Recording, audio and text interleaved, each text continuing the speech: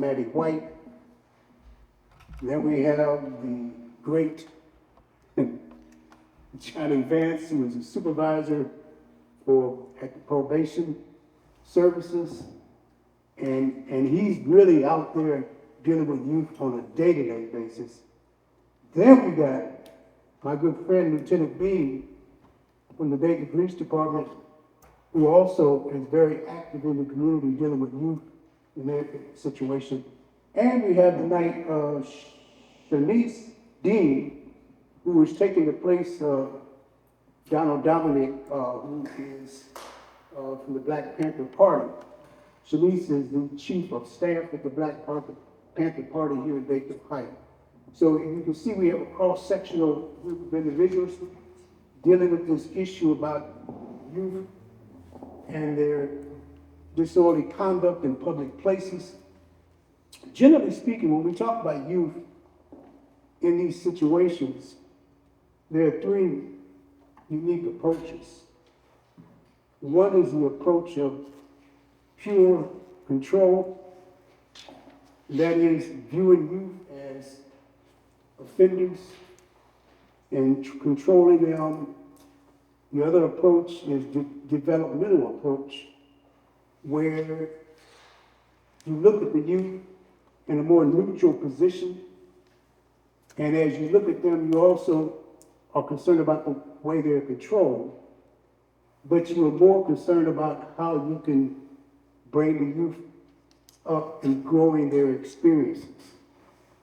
And then lastly, there is the accommodation approach, whereas you try to look at the problems that youth are facing and juxtaposition those problems with those problems that the complainants are having.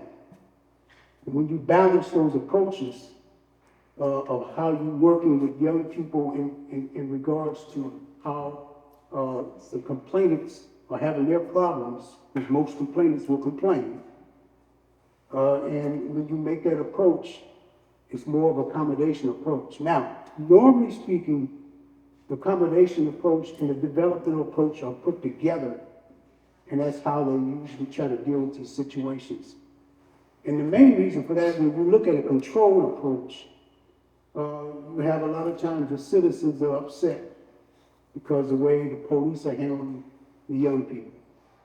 Parents get upset because their children are handled in a different way. So when we talk about these kind of situations, it is not a police problem. It is a community problem. And it takes the community to deal with that problem. I just want to make that clear. And I'm the kind of person, I don't like talking about stuff a lot. I like to just deal with the problem and solve that problem. So I want to tell you about two approaches that we used years ago when we had youth problems in this community. And I have newspaper clippings about these problems. And so if you wanted to see them, you can see them. We had two major problems here years ago. One problem was a problem at 4th and Main Street. You may remember that. The police hands were full, and they couldn't really deal with this problem effectively because, once again, people in the community were complaining about how the police were handling their young people. So there were people in the community in 1992 here in Dayton, Ohio. We formed what was called the 1,000 Black Male Summit. This 1,000 Black Male Summit, in conjunction with SCLC, with NAACP, and with the clergy, went down in 4th and Main Street and went among these young people, talked with the young people, conversed with the young people, heard their problems, and as a result from that, the problem that was at 4th and Main Street was solved. It was dissipated, youth left, and everything was okay. 1993, some of you are old enough that maybe remember, Salem Mall. It was a major problem. Youth was coming out there, they were attacking people, they were accosting people, they were intimidating people, they were walking up the stores and taking things. They were fighting in the mall, and there were all kind of stuff that was going on. And the mall officials, security officials, the officials at that time it was Madison Township and Trotwood Police still could not handle those problems that was going on now. Once again, it was a community problem, which means that it takes a community to solve that problem. Not a police problem, it's a community problem. Once again, the community came in relationship to this. At this time, there was a group called the I'm For, Interracial Ministers for Reconciliation. And this group, along with SCLC, along with the NAACP, along with other groups, Dayton Urban League was one of the groups also, we went to the mall. And at the mall, we, first of all, if you want to deal with a problem, you need to define what that problem is. Secondly, you need to go and analyze what that problem is. So we went to the mall for 7 months, every Friday night, every Saturday night, every Sunday night. And we went there, we engaged the young people, we talked to the young people, we talked to the merchants, we talked to the police officials, we talked to the security people officials. And from that, we developed a paper. The name of the paper was Save Saturday Study. That study, out of that study, we developed an approach on how we would deal with the problem at the same mall. We went to the mall once again and developed that program. And once again, young people kind of dissipated and went away. Once we left the mall, a couple of months later, they came back. Then here we now got the same problem again. We went back to the mall. This time, we adopted a new way of doing things, and that was to bring on some more people. And one of those persons was, at that time, was State Representative Roberts. He may not remember this because he's kind of old. But we brought him on board in 1994. Brought him on board, developed a task force. That task force included a lot of people to bring about some harmony or a new approach to how to deal with the mall. Once again, we went back out there. Once again, we did another report. This report was kind of interesting because this report was dealing with the Salem Mall, observations and recommendations. One of the major recommendations that was made, and we will talk about hopefully tonight, was that we need to find a place for young people to be at. Young people don't have places to go. They don't have opportunities to gather. They got to congregate. That's part of their socialization process. That's part of their self-identity. That's part of who they are as it relates to being around other young people. We could not deal with that in that vein. One of the recommendations was that, and one of the observations was that if something didn't happen, say the mall would close in 3 years, which is kind of interesting. It did. And one of the major reasons why it did is because some of the anchor stores was not going to tolerate what the youth were doing at that mall. Now, people don't want to talk about that, but that was real. And when those anchor stores shut down, the other stores started going one by one. So the reason why we're here tonight is that we do have another problem. Nobody wants to talk about it, but we want to talk about it tonight in such a way, in such a manner, that maybe we can develop an approach of how we deal with that. That problem is, and you probably already know, if you've been downtown, you definitely got to know what that problem is, and that's at the RTA hub.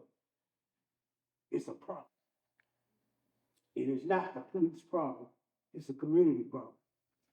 And so we're here tonight to discuss that problem here at the NAACP, and hopefully maybe we can develop some kind of approach and way in response to dealing with that problem. So, having said all this, I want to give the panel opportunity to talk about this in their own way, in their own manner. And if you have any questions at any given time, see, I was a college professor for quite a few years and a teacher for quite a few years. I don't wait till the end of the program to entertain questions.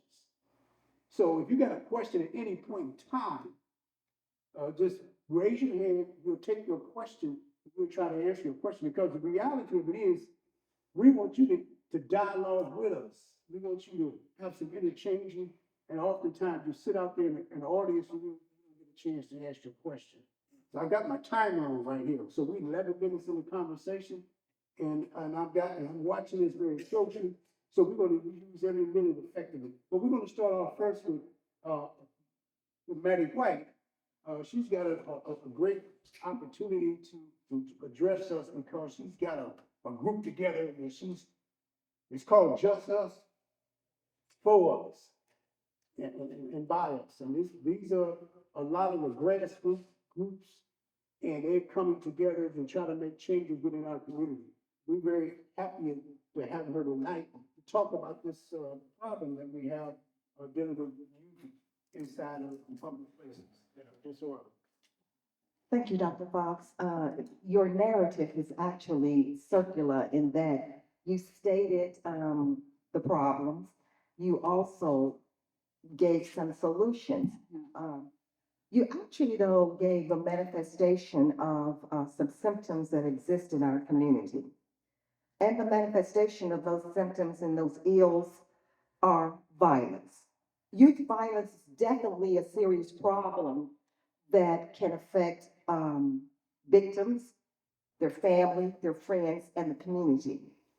But what is not noted in a lot of the research and a lot of our dialogues and interaction is that the perpetrator of the violence and the disruption will experience and does experience lasting effects. And when we talk about the violence, which is a manifestation of larger symptoms, there are contributing factors to violence. And of course, that can be an entire presentation of itself. When we think about economic issues that are not sufficient to be able to allow for resources such as extracurricular activities, when we think about the trauma that's experienced by caretakers, parents who must parent children and who project on to their offspring and the children that they're caring for their trauma, which and their parenting style is not necessarily proactive.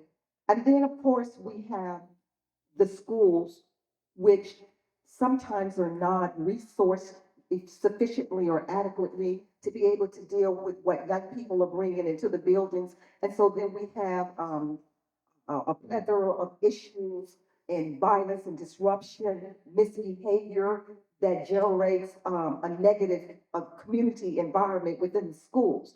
And then, of course, this all, as Reverend Fox says, plays out into the larger community. Because I can tell you that the schools are a microcosm of the community. What's happening at home and what's happening in the school, in the community, it transfers, and unfortunately, it becomes rampant in schools. So when we think in terms of youth violence and the factors that contributed to youth violence, we've got to, as Dr. Fox said, we have to look at this as a three-pronged approach: home, school, community. But within the community, there's a subset. There's a church, there are businesses, there are recreational centers, there are our community facilities such as our libraries and what have you, which is a resource for our young people. But sometimes if that resource is not accessed properly with supervision, it becomes a place of disruption. So when we think in terms of that there is much to be done, because it is serious, what's happening downtown is unacceptable. When you think in terms of we want this to be a gem city, a city of quality living, it is not acceptable. Now we jump over to, and I don't know if you want to go into this right now, when we jump over to talking about, well, how do we eradicate this? When I said that his narrative was circular, because he talked about some things that were done, and there was some alleviation of the problem. which was a societal issue, not just a home or a family issue or a business issue or a school issue. So the question becomes, do we resurrect best practices? Do we come together and align ourselves arm in arm to be able to work hand in hand, to be able to make sure that our young people understand that quality living depends upon them having accountability and responsibility for their behaviors. But before they can get to that point, we have to teach our young people what's called replacement behavior. If you're standing downtown at the hub and you are horseplaying, what do you do instead of horseplaying? Replacement behavior. If you're riding the RTA and your behavior and your conversation is inappropriate and it's unappealing to the other patrons and customers on the RTA, what do we tell them to do instead?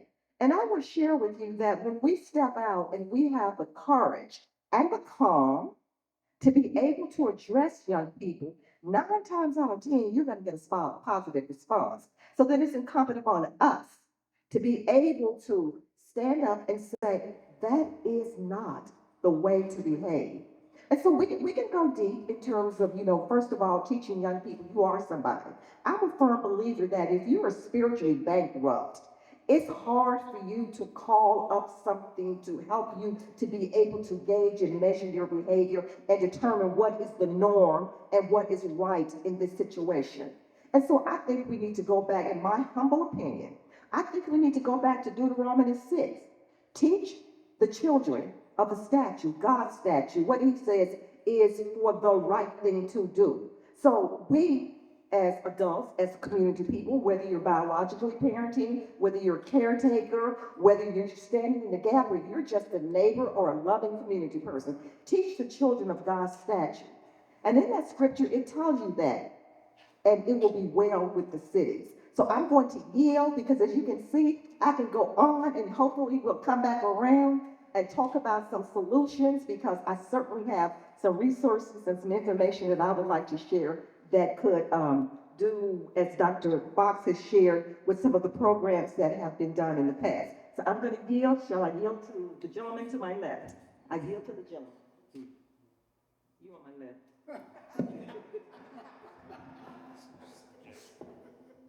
Or did you get confused because I said gentleman? Good evening. My name is Johnny Vance. I've been in this community since I was about 15. I've been in juvenile court for 35 years. I don't need to read no book. I don't need no research. I've been in the house. I've been in the rich neighborhoods, the poor neighborhoods, the suburban neighborhoods. I've been in two-parent homes, foster homes, group homes, and there's an underlying issue that nobody wants to talk about. What is going on in that house? Because what goes on in the house comes out. And my mom used to tell me years ago, you don't have to tell me what's going to go on in your house, because I'm going to know what's going on in your house. It's going to come out in your kids. So she never did fuss at me about my kids. She would just say, I told you. And I hear people talk about going somewhere, having recreation. I didn't have a cell phone. I was governed by street light buzz. When you hear that street light buzz, you better be in front of that house. Because if I wasn't in front of that house, either Miss Jones or Miss Thomas or Miss Johnson, somebody knew I was Dusty's son, and you're not at home. And you better get home. You better get home right away. We've lost respect for, and I'm just going to be real with you. I was raised by women. My mother, my grandmother, my aunts, because there was no men around in my family. So I was raised by women. We've lost, the young men, and they have lost respect for women.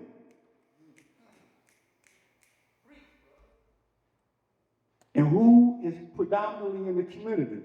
Women. Who's our caregiver? Women. Who is the keeper of the springs? Women.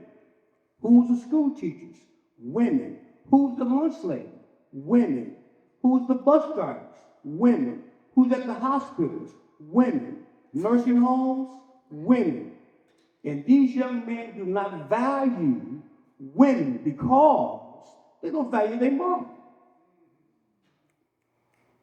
Because their mother allows them to be abused by the men that they deal with in the home. In the home. And it's not juvenile court's problem. It's not the police problem. But some kind of way, I don't know how, growing up, we didn't have all those recreations. We went to the park.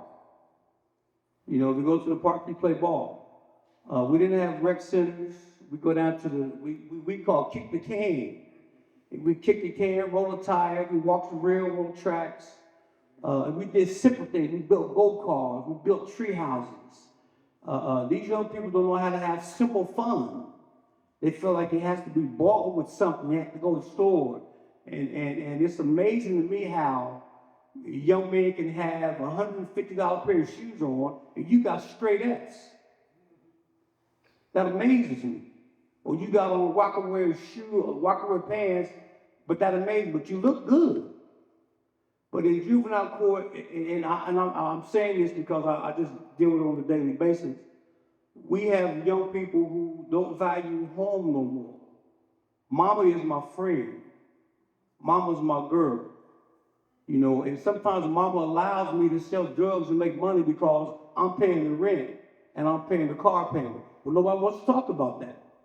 But then when he gets in trouble, she don't come down there to get him out of trouble. She wants him home because of what he's bringing home. He's taking care of business. And it's a vicious cycle. I don't know how we're going to get that bull back in that fence. But it begins from house to house, street to street. And it's an awful process. Sometimes it hurts me. Sometimes I go home and I just cry and tell my wife, the young man that's involved with some of these offenses that Bean and I have seen on a daily basis, he was a street officer when I was first coming up as a PO. I serviced the West Side.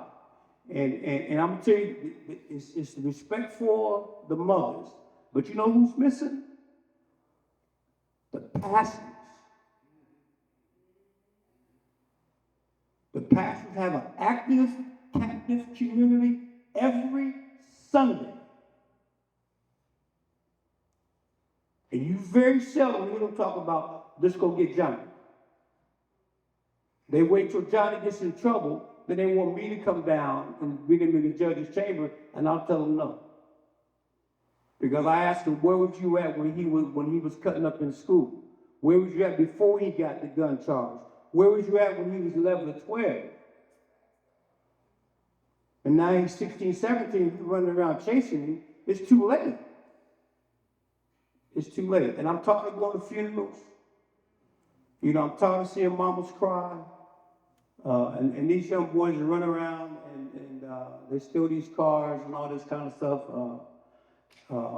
Mama, and anytime there was a major issue in the community, it went through the churches. Black, white, Latino, whatever. It went through the churches. Elections went through the churches. And they want the politician to hear my voice, to hear the voice. And right now the young people have lost their way. And there's no way you could tell 12 young men to get yourself together. Well, none of them know how to get themselves together. So they're raising themselves. And then we end up in court, and the police are dealing with them. I'm dealing with them. When young men pull a gun on me, I tell them I want to go home. When the police officers want to get engaged with them, they want to go home. And that's the kind of thing that I see. I didn't really want to, I wrote down systems. The systems are not designed to raise our children. The systems are designed to help with our families. But mama, if you really want to help the community, you need to help mama. You need to help mama. And mama needs to understand that. Mama can't be your friend. Mama can't be clever at 2 o'clock in the morning. Mama's got to be mama, be at the house. When I was coming up, Big Mama was at home. When I came home from school, I was doing homework. Somebody met me at the door. I was doing homework. But Mama works now. She's got a job to do. You know, she got to pay the rent. She got to pay the bill. Who's watching the kids? And that's the kind of impact that we have in the community. It all begins with mama, and it's going to end with mama. So if you want to help, you got to help mama. If that means you got to come next door and watch the kids, watch the kids. She needs some bread. She needs some gas money. You got to help mama. Because if you don't help mama, we're going to keep seeing them kids downtown. I'm not talking about no research that I read in the house 35 years. 35 years. And I go in the house and I just stand, look around, I go, how can this young man live in this house in this kind of feeling? I wouldn't want to be there either. And you walk in the house and you go, hey, sweetie, you need some community service. We had a project where we worked at Hilltop. We got some pine salt, we got some mops, we got some brooms. Roll your sleeves up, let's get at it. All we did was clean the apartment. You don't take no grant from the federal government for no millions of dollars. A bottle of pine salt costs $1.50.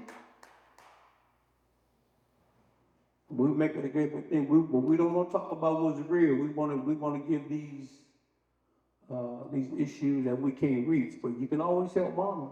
You ain't got to we don't have to put on the bulletin board, I help Miss Smith. Don't nobody need to know you help Miss Smith. Give Miss Smith $100 and keep it moving. The Lord knows. And he sees. But if we don't help mama is the keeper of the springs. And right now, our springs is broke.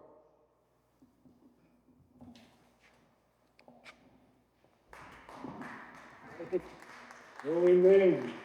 Them pastors will preach now. I want to make sure that we're on the same page. He mentioned some things that were very important. And one of those things he mentioned was clergy. Now, I mentioned 92 and 93, right? The other thing he mentioned was men. It was clergy and men that dealt with those two problems in 92 and 93. That's what I want you to understand. His question now is, where is the clergy? Am I correct? Sir. I'm asking the same question. And I want to know. Let me tell y'all something. You take 100 men of God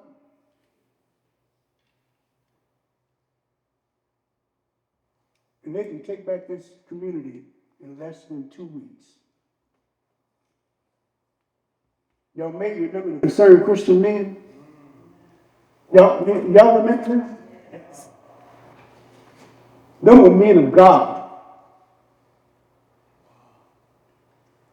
And they shook this town up.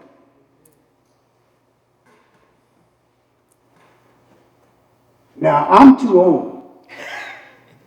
I'm just gonna let you know, I'm not a young chicken like I used to be. But some of these young men want to step up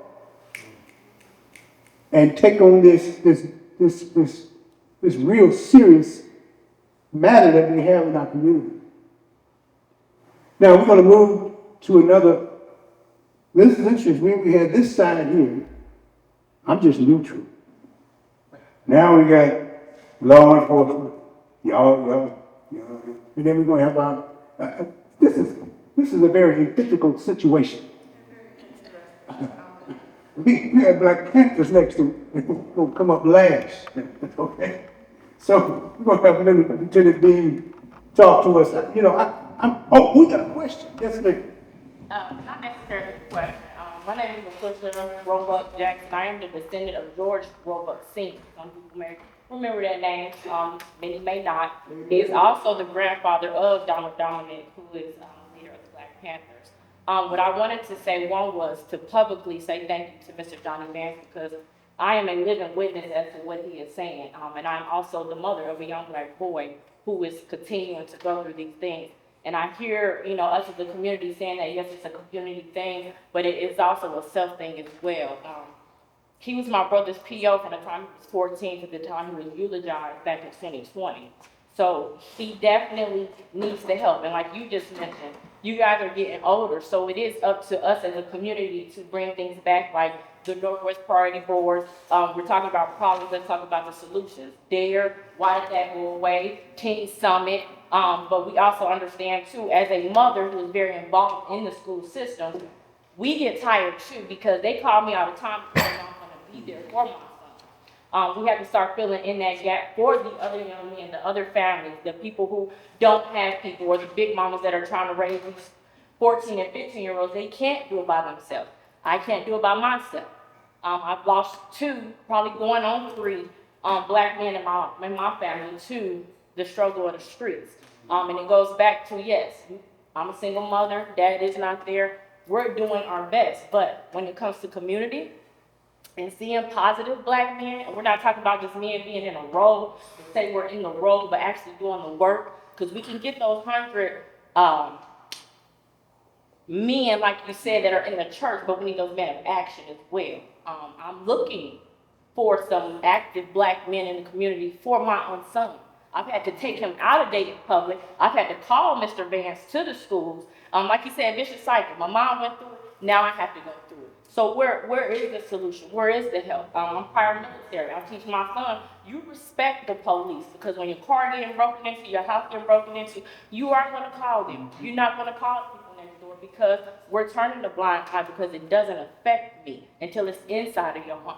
So how do we keep it out of our home? Yeah, Dr. Fox, I want to say this. Spencer's right on point. For the last 8 years, I've gone to the schools. The schools said, where are the men? Where are the clergy? And even the Minister of Alliance. And I said, they're asking for clergy to come to the school to try and help these young men. But we have not gotten no response. And it concerns me. Now, I'm old like you, but I'm back in the school trying to help these young men.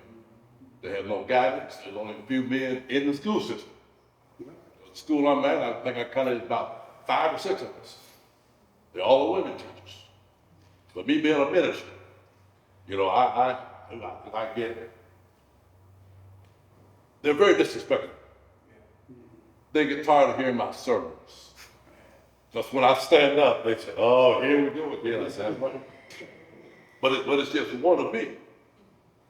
But, and my question is not a word of me, but a word of clergy. Why, you know, they're asking, well, why can't some clergy to come to school even once a week or whatever, and talk to these young men?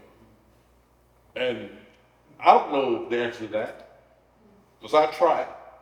I've asked. I told them. I said, go meet with this person. But they won't do it.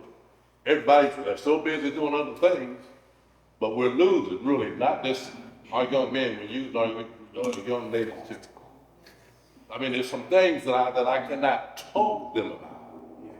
But I do pull them aside and say, you need to respect yourself. I heard that talk. Don't let that young man talk to you like that. But really, we need to take a stand. Ministers, we should be out front, going to these schools. You know, trying to minister to these young folks. Because it's so hurtful. I mean, it's hurtful to me. You know, I mean, I got 5th grade today. They curse like sailors. I mean, they'll say anything, they have no respect for you, and I said, wait a minute. I said, first of all, you know, I think you lost your mind. You're not going to talk to me like that. I'm not, don't use that language around. They curse the teachers. They send them to the office. Then they send them back to class. But what's the solution? I mean, it's sad. It's sad. Oh, well, I said like never read. See, that's their defense mechanism. They want to see how real you are. So they can cuss you out and make you leave, they've won that battle. But if you can stay there and listen to them and say, I got to sometimes just nod. I hear you, man. I hear you. I understand. Yeah, I hear you. I hear you. I got you. I feel you. Because if they cuss and and you leave, they're gonna say, okay, see, that's another one. He is gone. But if you can withstand it. Now remember when we was younger, we could cuss like a sailor from 10 o'clock to 2 in the morning.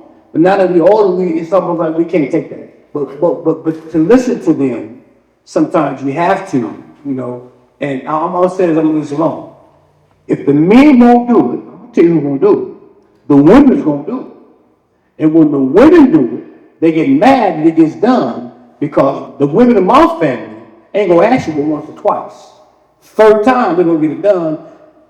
They ain't gonna be disrespectful, but they gonna look at you and go, we we did it. Well, I know so I mean, I'm gonna be right here. You know, I said, if anybody's leaving, you can leave. So that's, I'm patient individuals, and I know that they need help. So I'm not gonna run from it, but I'm gonna stand my ground and do what I can do while I'm there. All right, you two. Oh, I'm sorry. Good evening. My name is Reverend Bobby Harewood. I've been in the community with young people since I was 18. So I'm talking about how old I am now. But it is my intention to try to appeal to our clergy and find out exactly where we are and what we can do to help the young people. I've been an educator in the classroom for the last umpteen years. And as the years go by, you ask a young person what church do you belong to, synagogue or mosque, and now you're down to zero. So the intention of trying to educate the young people, not only about who they are and being respectful, but there's a great component of just having the wisdom in the community to be able to impact them. And so, as you said, we can come together, 100 people can come together, but we do need to have and be focused on what it is we're trying to accomplish. So, with that said, hopefully I can get some folks this evening to sign up and jump off the cliff with me to try to bring us together and be able to be impactful. Like you said, we need more men, but we need to do this together as men and women. I have young men who respect me. They pull their pants up when they see me. They stop cursing when they see me, and that's because I start with love, you know. So person is the least of our problems. I normally ask them, you know, to the foreign language and say, what? I say profanity because you are fluent in it. So we need you to figure out another way to express yourself. But I'm so glad to be here. My soul told me about the meeting and I came, and just hopefully we can get together and difference. Amen. Let's see why you get that green. David. Dr. Fox, you can be a young black man in this city. You can win every track record known to man and still have your name in Welcome Stadium 25 years after you graduate. You can work your way through college. You can join the military. You can have a PhD. You can work in our schools, work with our youth, have an exemplary record where you took one high school and had the scores go up 20 points in 3 years. Unheard of. Hasn't happened to any other school in the district. And you get disrespected by the school board who believes that a woman from Middletown who's a Republican who loves charter schools is a better choice than a homegrown black man who is successful, known by everybody in this community. And I haven't seen anybody rise to his defense when they pulled this contract out of their butts and passed it as an emergency last Tuesday. And I would highly, highly recommend that the NAACP say, enough of this. We demand that you open up the job application process and you evaluate whoever comes to apply with a rubric that is open and transparent, and let the community decide who they think is best suited to lead our schools. A black man who's a product of our schools, who's succeeded at every level in his professional life, or a woman that's changed district time after time and was hired without a background check, who was put in this position first by a person who we hired through a process where that black man was left out. Who ended up, the person they chose was a total failure, and she's the one that hired our current superintendent. It is time that this community owns its own and leads from within, because you can't come into this community without knowing it and knowing the people and the places and being out there in the community. He's made more home visits over his time in Dayton Public Schools than anyone I've known. And he deserves that chance. And if you want to start to see a change with our youth, it starts in our schools. We need somebody with a plan, and it ain't Libby Lawler. And that's all I'm going to say. Thank you. You, And I don't need to mention his name because I think everybody here knows who I'm talking about. Am I correct? Or do I need to say his name? David Lawrence. Thank you. wait. Y'all get me all out of place here. Yeah. We'll take your comment, but we're gonna have to let Lieutenant Beans say something first, and then we'll go from there. Let me just say to everyone here, everything in NAACP does is not in the public eye. We do a lot of things behind the scene, and we just met the school board and the superintendent and took them to task on their failure to educate our babies. So we just met with them last week to do just that. So I just want to make sure, for the record, everything we do is not in front of the cameras. We do a lot of work behind the scene and get results. Thank you, Dr. Fox. Yeah, Lieutenant Beans. Hi, my name is Randy Bean. I was born and raised in Dayton. I've been a police officer here for 16 years. And this past year, one of my main focuses has been on juveniles, because frankly, that is the most disturbing trend I'm seeing. If it's from the Kia boys to the fights in groups, fights in the schools, group homes, all the fights downtown, pretty much everything we do anymore is based on juveniles. So it's scary to think of what they will, in the years, when they're just teenagers, boys or young men, what they'll grow into. Because downtown has been a huge issue for us, I know that. And we've dealt with them on several occasions. Some of them are just kids hanging out in the corners, just being kids. Some of them are selling dope. Others are carrying guns and feuding with other sixth graders. And I never thought I'd see the day when sixth graders were, having fights with each other and carrying guns. Yeah, I thought that was unheard of, but this is like the environment we're living in these days. And from a police perspective, something has to change. And I don't have the answer on what needs to be done. Because the police department, we're very good at a lot of things, but we can't change all these things without helping the community. Every day we get calls about juveniles, and many of these calls are, hey, my kid's misbehaving. I just want you to come here and lecture them. Or I want you to come here and force them to go to school. And our officers, while we have great officers who can go there and talk to the kids, they're not going to fix, in the 15 minutes they're there, they're not going to fix the problem. And for us to be expected to be able to fix that problem in 15 minutes is unrealistic. And all we're doing is creating an adversarial nature between the juveniles and police officers.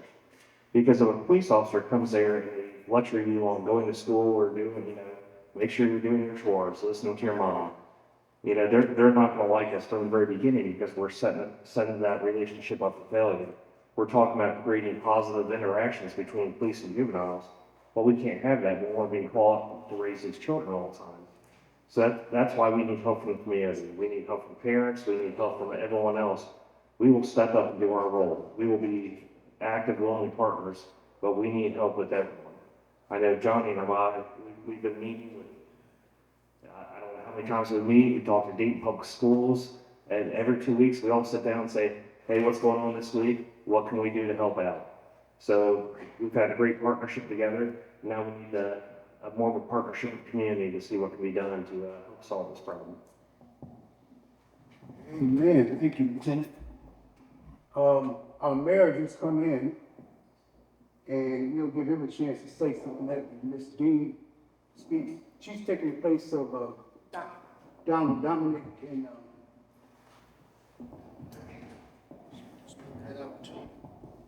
Hello, everyone. I'm the Chief of Staff of the Black Panthers. My name is Shani Sting, and I'm stepping up for the Black Panthers because, they usually put a bad name on the Black Panthers.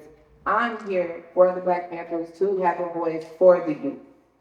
And that was my whole goal of even joining to the Black Panthers, to bring the youth, help bring the youth to, the light. So I was a youth at the time when the recreation centers like Linden Center was open, Dakota Center, things like that. I was in drill team. I went to Cleveland Arts for Cleveland School for the Arts. That was up on Wyoming and Wayne area. And I took dance, I took art classes, I took all different programs to where I can learn what I wanted to be and who I wanted to be. And when they took things like that out of school, when I started having my children, it kind of bothered me. Like I didn't have centers to send my kids to. They started charging me for YMCAs. And like he said, it started with the mothers. And it get hard when we don't have those things as mothers to send our kids to. It was a point where I had one child. She's 17. I have 4 children. I have a 17-year-old, a 5-year-old, a 3-year-old, and a 4-year-old. And so it's like get hard because it's like a big gap. When I had my 17-year-old, I had the money to put her in gymnastics and things like that to keep her, sane. But then we get younger, and then I had to move to Dayton. That's when I was like living in Miami, where they have things like that in those areas and not in our areas. It what bothers me. I lived in Miami for a while when I had one child, and it was all nice and flowers, sending her to gymnastics and stuff. But when I had more children, and I had to move back in the Dayton area and see that we don't have the same things that Miamisburg has, Oakwood has, and that what bothers me. And I know these things educationally and mentally, how to teach those things. And I'm like, I start meeting more and more people in the youth that know these things. We have to get connected back to people my age with the youth that did learn these things and open up centers. Things are having boards on them. It's so crazy. It bothers me, it makes me want to cry because Linden Center boarded up, Longfellow is boarded up. Buildings up and down Main Street is boarded up to where it can be open for our community to teach these things. I go to different art programs and poetic programs every day to where it's people that really want to teach these things.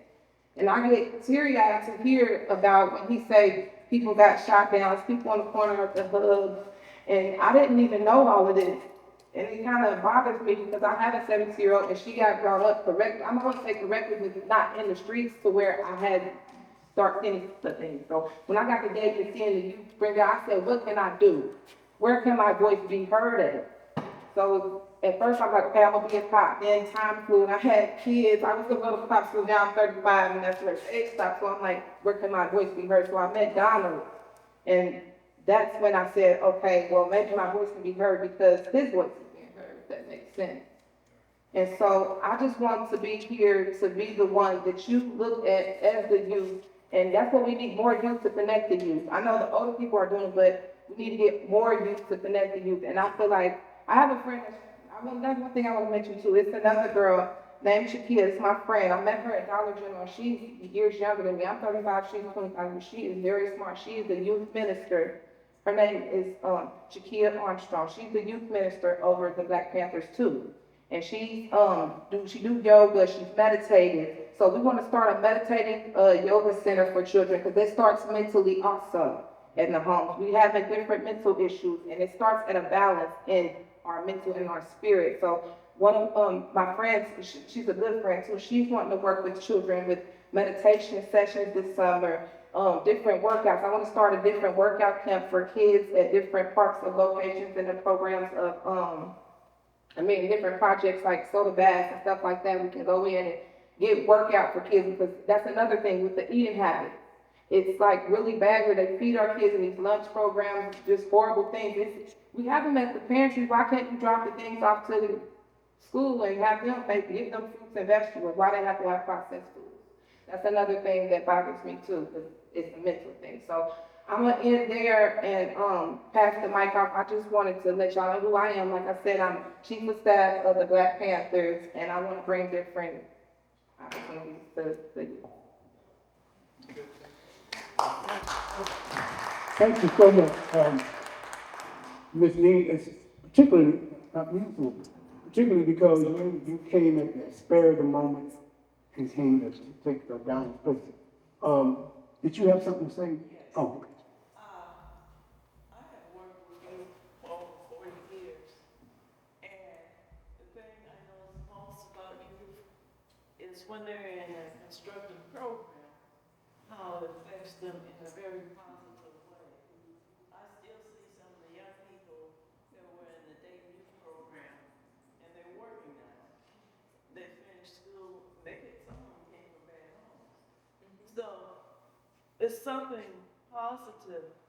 And I also worked in Edgemont. And one time, we had Jeff come. They talked about him for hours and days because they had not seen a positive male image. The males are not in the home at all. And the only male they're gonna see is somebody getting ready to correct them for their bad habits.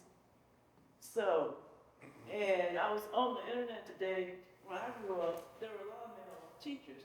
Now, less than 10% of all African-American males, it's a very few African-American males that teach now. And they put a lot into the African-American. So, I'm hoping that they keep, I was gonna, I should call the mayor a spaceman, but that's the kids'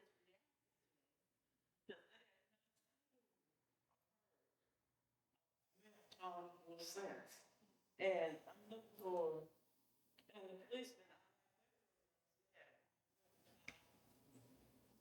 and how when they get ready, when the guy jumped over the bridge, they, there was a group of ministers that came out to help them and the street soldiers and told the people don't riot. And that helped keep, so and help, because if we had a riot, all it does is destroy things. I was in the United States, so I like the street strolls because they help disharmony, and I'd like to see more programs with you and coming together. Firstly, Axel and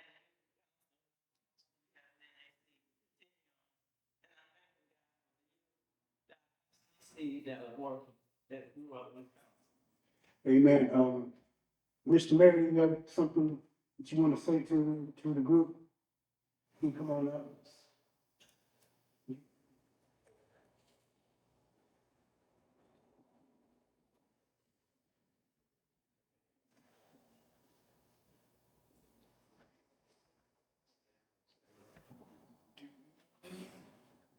First of all, thank you for the invitation, and thank you all for being here. One of the challenges, we got a whole bunch of them, but the biggest issue that I've seen in probably about 50 years of mentoring and teaching and being a lobbyist for education, president of the school board as well as past president of the teachers union. So I've had the blessings of working at virtually every level. And mentoring young people for black males in particular for 45 years, also being a coach for girls track and boys soccer as well. Parents have trusted me with the young people. And I see them throughout this community and throughout this nation, all over the place doing great things. And many of those young people came from homes that were challenged. And one of the things that was the glue for them was activities. Activities both in school, out of school, after school, during the summer, with coaches, advisors, people who played the role of being their parent, their surrogate parent, their their cousin, their uncle, the pastor, police, whoever they were. He had people playing those roles who were doing God's work, if you will, because they love being in the space and working with young people. The redefinition of education over the last 30, 35 years has been defined now as test scores. Just think about it. Test scores. And we have forgotten about the real purpose of education, and that is creating the condition in all of our schools so that when young people go to school, by a network of variety of educational curriculum, whether it's math, science, football, basketball, track, science, said science already, but said it again because that's important right now. But the aspect of how they learn their value. And that's foundational.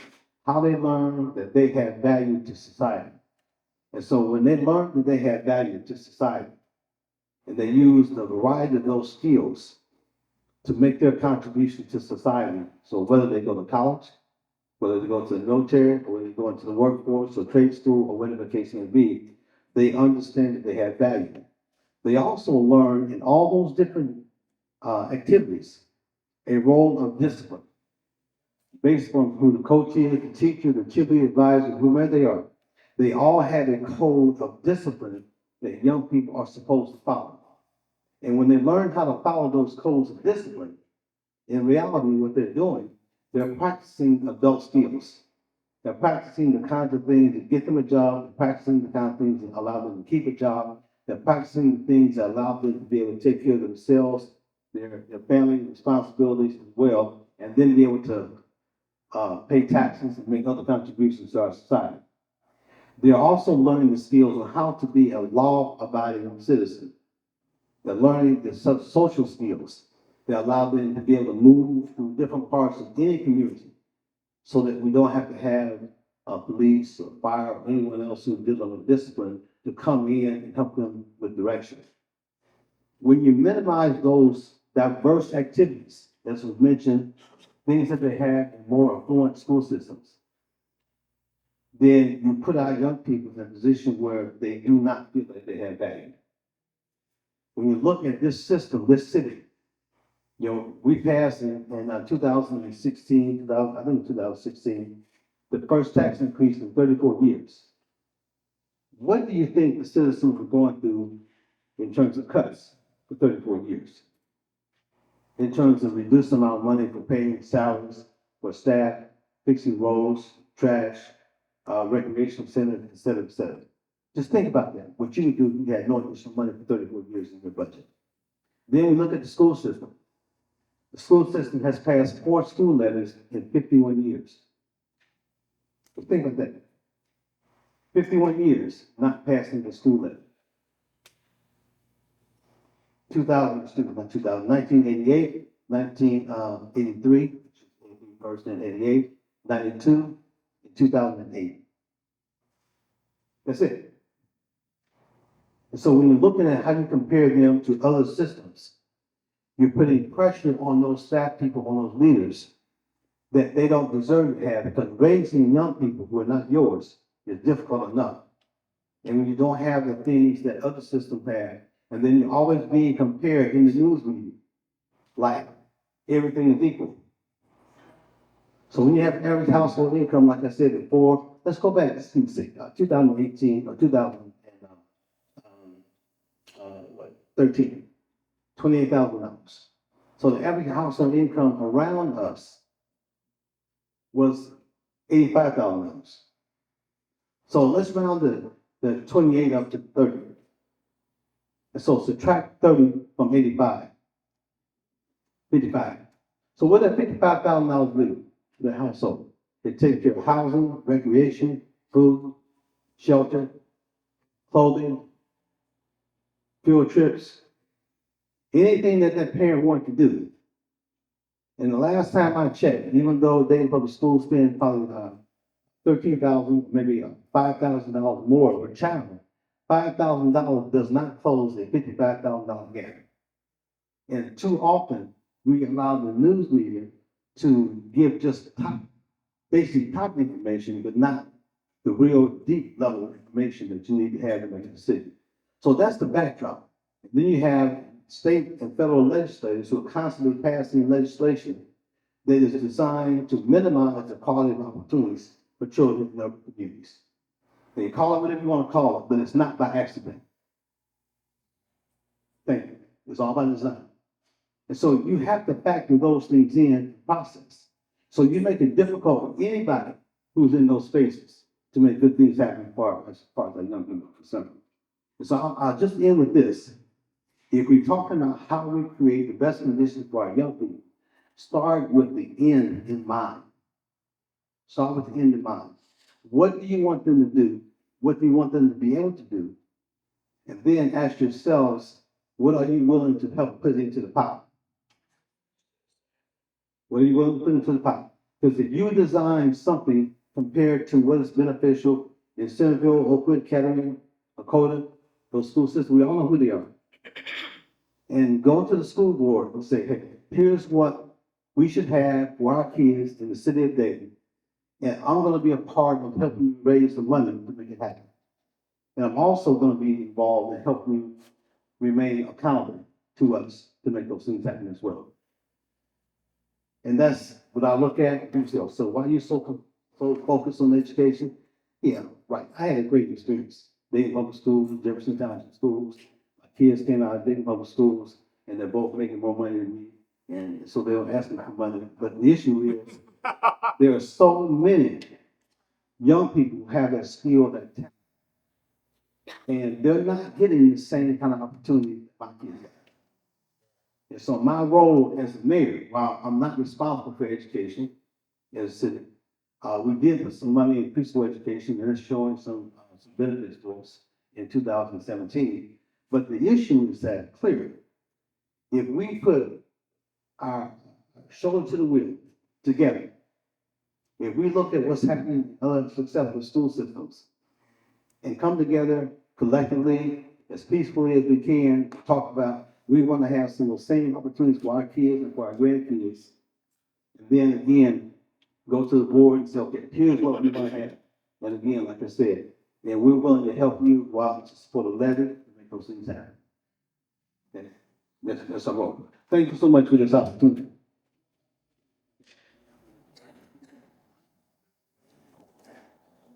All right. Everybody just gonna take over. I'm not talking about Tennessee, man. I was ready twice. But anyway, VP, Maddie White has a quick announcement. Then we want to introduce this young lady. Then we want to have our president, close out.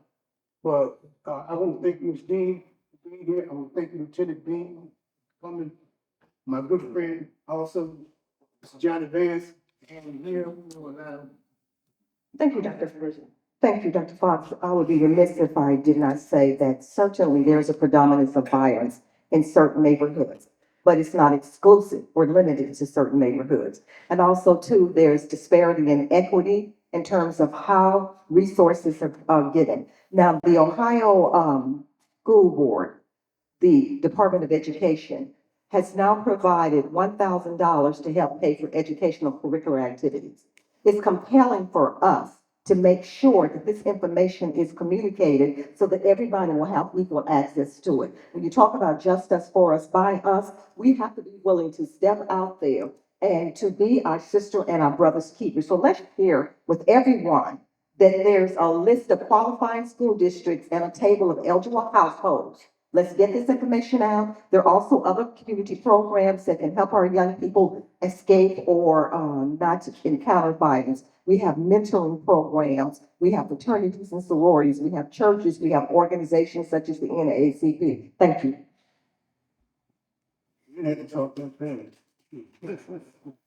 She's got to get it all out there quick. I made this an hour, yo. I just turned my clock off. It was an hour, so. We're going over a couple of minutes because we want to introduce this young lady here. It's very important. See, this is what we need. Look around this room. All of us are over the hill, most of us, I hate to say it, but that's the reality. This is the future. So we gotta give some attention to this young lady. Okay, hi, my name is Jakia Armstrong, Minister for the Black Panther Party. My apologies about my lateness, I was at work, you know. But, I came to speak as a youth, just through the eyes of the youth from which the mayor talked like on a lot, from how, where the school system changed, how they took out our extracurricular activities, how young Black youth, we don't have a lot of therapy. And a lot of them are walking around with post-traumatic stress because they see something like what soldiers see when they're at war in the streets, you know, and they don't have the proper care. They don't have the nurture that they need because it's a lack within the parents, and it was a lack before that. You know what I'm saying? And a lack that is going is a generational lack. So it's not a way to feed the youth if what, you know, who's trying to feed them don't have the resources to. You know what I'm saying? There's a lot of young people with beautiful hearts who want to do good things. There's a lot of them who walk down paths that's not good for them, who want to change. They just don't know where to start. They don't know where to start for righteousness. They don't know where to start for self accountability. They don't know where to start for self empowerment. And that's where people in our community go to outside sources looking for these things instead of knowing that we can go inside because we are made in the image of God. And a lot of us don't know that. And a lot of the spiritual aspects have been taken out of our community. You know what I'm saying? Trying to go into the inner walk of others. But instead of just building within ourselves and not shunning and blaming the youth, but understanding, well, what part did we play to make this like this for the youth? What table did we prepare for the youth to eat at for them to eat like this? What utensils did we give them? And why do they refuse to eat with these utensils when they eat with their hands? So what have they seen and experienced? You know what I'm saying? To make them, to mold them to be the way that they are today. You know? And I think that a lot of the times we just need to have things like this. We need to have more youth where we're able to talk back and forth so you guys can see our eyes like we're trying to see you. So we can know where this misunderstanding is and come to a sense of compromise. That's what I wanted to tell you. Nice to meet you. Oh, wow. Now I know why you finished. Excellent job. I need to thank everyone for coming out tonight. You've been an excellent audience. And we're closing up, we're closing. I have one last thing. I can't say that. I do want to say that, give thanks to a lot of folks, many in this room as well, with the work of the President, Dr. Ford. But we have called together a group that involves the New Black Panther Party, the street soldiers, as well as with the police.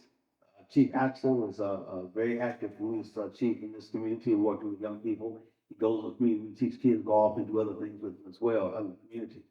We're coming together with some other community supporters to help us address some of these concerns that we have down at Jefferson and Ludlow. Some of our young people, sometimes they got the halos a little twisted, so we're trying to get them back on the right path. Also, DPS, again, led by some individuals there who are trying to make some things happen to help move us in the right direction because of the transportation challenges that they involved themselves in maybe a year or so ago that had brought a lot of problems downtown that would not be there if the kids were not there. So we have the adults who are preying on the kids. We have adults down there who are selling drugs, taking drugs to the young kids. And so trying to find a way to minimize the challenges is something that is all of our responsibilities as well. So again, I just want to give thanks to those people who are involved in that process. Thank you. Thank you, Mr. Mayor. You know, I want to bring up our president so we can get closed out. But since I got the floor, I got executive privilege. And I went, and we are in the church. I want Dr. Harris want to come and after President Ford and give us benediction, prayer and benediction, if you don't mind. Is that fine? I don't know. Oh, okay, I just want to make sure. Even though he thinks he was pastor.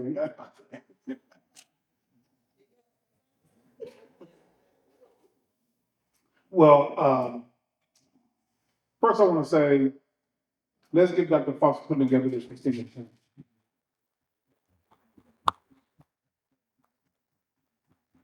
And then let's give it up for the panel themselves. But I want to say that in terms of the topic tonight that says disorderly youth in public places. Well, I'm glad to see, and I'm glad that Second VP Roberts spoke up about this a little while ago. We have 5 youth programs within the context of in the body of the NAACP. So we have our Little John Junior Youth Counselors, our youth ages 1 through 13. That's taught leadership skills and community service. We have our Dayton Youth Council. Those kids are taught leadership skills and community service. We have the Move Forward Thurgood Marshall High School chapter, the Thurgood Marshall.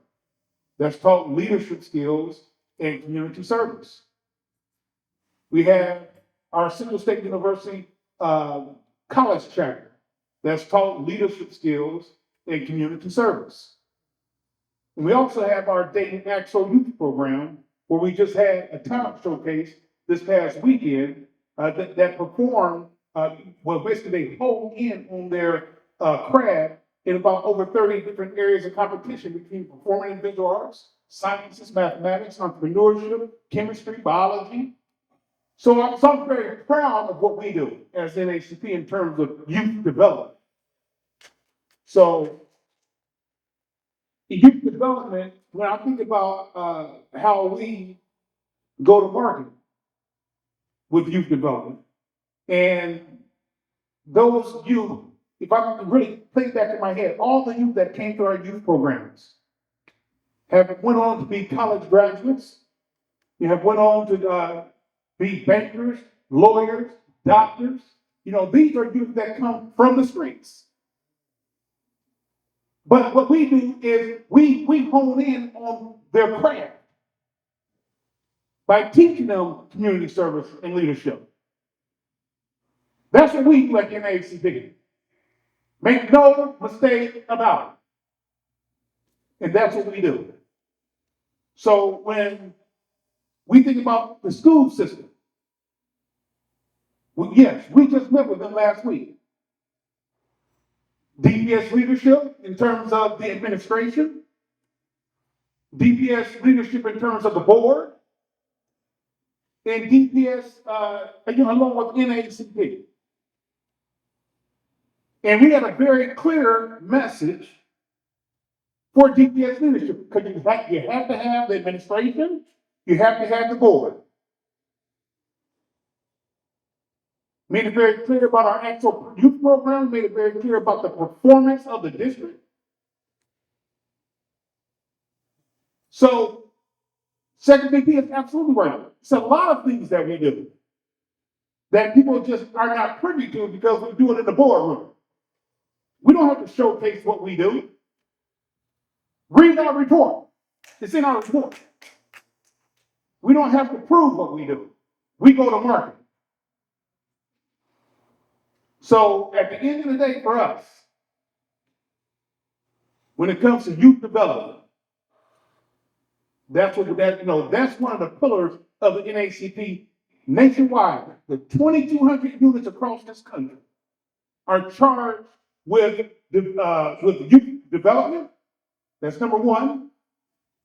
Ensuring healthcare, ensuring education, ensuring criminal justice, ensuring voting rights and political representation, and economic sustainability. Those are 6 pillars that every single unit across this country. We have over 20 standing committees, but those 6, our National Board of Directors has said every unit must have those 6 organizations, those 6 committees functioning, period. And I can say that Dayton Unit NAACP is hitting on all cylinders. Because that's what we do. We're built for the road ahead. So with that, I'll call the minister up to deliver the benediction. And hopefully this community meeting has been edifying to everyone in the audience, to everyone who's listening online. Because that's what we do. We inform, we educate, and we empower. We inform you on things happening. We educate you on the issues we're educating you on tonight. Therefore, you are empowered to make better daily decisions in your life. I don't take any shortcuts with bad treatment as the minister's coming. Or unless I can keep talking as the minister's coming. As the minister's coming. Come on, minister. Who is going to be closing out? Okay. So yes, we are very excited about this panel today. I mean, people who are viewing this have much to learn tonight. They've been educated. So hopefully our youth will have an opportunity to glean from it. Hopefully the parents will have an opportunity to glean from it. Hopefully the ministers, as is stated by ministers, can glean from it. And then we're going to have a minister that closes out. Come on now. God bless you. All right, as we prepare to leave this place, let's clear our minds and our attention and let us focus on God. Lord God, we thank you for this time together. Oh God, we ask that you would just continue to bless our efforts that were discussed this evening, God. And we pray, God, right now for every single youth that is in our community, God. Meet them wherever they are. We ask, God, that you will raise up leaders in our community that are fearless, that will walk in the steps of Jesus, that will meet no stranger amongst our youth. We cast out fear, and we ask, God, that you would give us a plan, a strategy, and that you would give us the courage to walk it out. We thank you and we praise you for this time. May we go in peace and in power. In Jesus' name we pray. Amen. Amen. Thank you. And until the next time, I don't know what we have in tap for June. Madam Secretary, so we can share with everyone what's going on in June. Community coordination. Okay, so next month, the topic will come from our community coordination chair, who also serves as our first vice president, Maddie White. So her committee will be community engagement. So it may be some of the same, but as you noticed, last month we talked about youth. This month we're talking about youth. I don't know what we're going to talk about next month, but you see, youth is very critically important to us. So until the next time, may the Lord bless you. Oh, tomorrow, right. So tomorrow, for our viewing audience, is candidates night. So we have the Dayton City Commission candidates. There are 6 of them who are seeking office for Dayton City Commission in the month of November. So 6 people, hopefully all 6 will be there tomorrow at Central State University campus, Dayton campus on Germantown Pike. The meeting will be there at 6 o'clock tomorrow evening. That's Tuesday, tomorrow evening, the 25th, 6 p.m., Central State Dayton campus. Those 6 individuals will move on to a primary next month, May the 2nd. So if you are interested in who is running for office, who's going to set policy on your behalf as a citizen of Dayton, Ohio, then you need to be there tomorrow at Central State.